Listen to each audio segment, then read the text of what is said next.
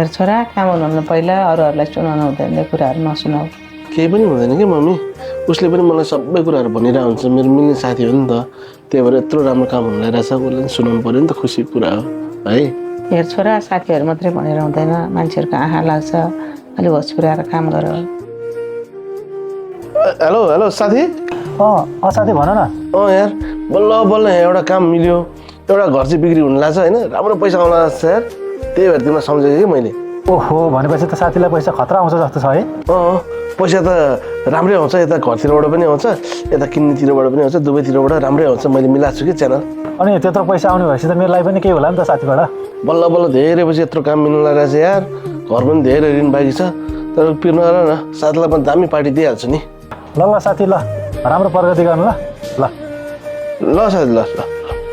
अन्त साथीहरूलाई नसुना भनेको त्यो कुरा सुनाएर छोड्यो है, तिमीले नभन भनेको। मेरो मिल्ने साथी हो क्या मम्मी, पिर नगर्नु न। मिल्ने साथीलाई त कुरा सेयर गर्नु पऱ्यो नि। ल अब घरको ऋणहरू के गर्छ, अब आज पैसा आउँछ अरे म सबै ल्याएर तपाईँलाई दिन्छु है। हिसाब गरेर म लुगा लाएर पनि निस्किहाल्नुपर्छ मम्मी, हतार हतार जानु पऱ्यो, फेरि ढिला हुन्छ।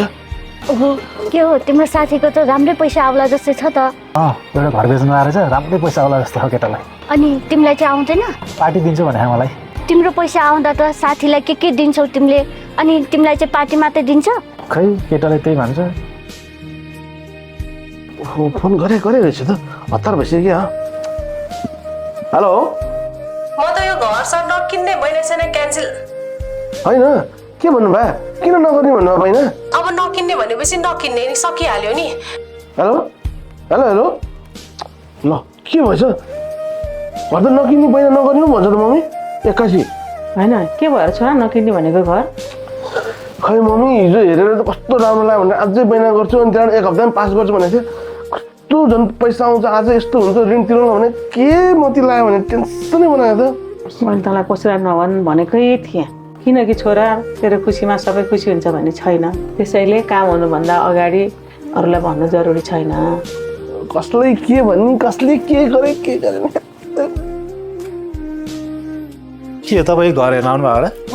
आज यो घर बैना गर्ने भनेको मेरो नाममा अस्ति पनि आएको थिएँ, तर कस्तो भएर अनि त्यसपछि आज पनि यसो चेक गर्न आएको हो। दिदी, यो घर त मैले पनि किन लाएको थिएँ नि।